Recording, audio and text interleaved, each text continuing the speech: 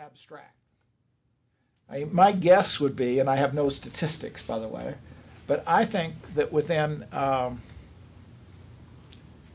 say the chances are pretty good within 5 years that one of you will die. Not the typical greeting that a professor gives his students.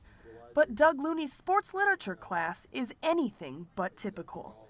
Every fall for the past 17 years, a small group of CU students trickle into the journalism school to talk sports, literature, and life with Looney. What I hope they get out of it, I hope they read some good books. We have wonderful discussions about the books, but I really hope that they also get a lot of thoughts, a lot of things to think about regarding not only life and journalism, whatever that may mean, but just life. Doug Looney was a writer at Sports Illustrated for 21 years.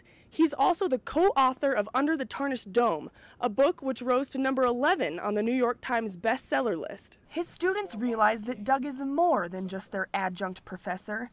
Doug is a sort of life coach and mentor for many of his students. He stresses so heavily that he wants you to succeed. I mean, he made that pretty clear from the get-go that he's here to help us, and I think that's pretty cool that he doesn't have to be here, and he just, out of the goodness of his heart, takes his time and, you know, probably a paycheck, I would imagine. It's not about money for Doug.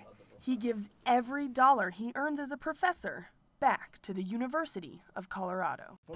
This school gave me a journalism education. It therefore gave me a career at Sports Illustrated. It gave me an undergraduate degree. Because I was an Army ROTC, it gave me a commission as a second lieutenant. And I met my wife in a freshman English class.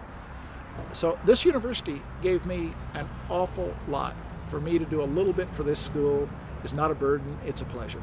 Kathleen Majeski, News Team Boulder.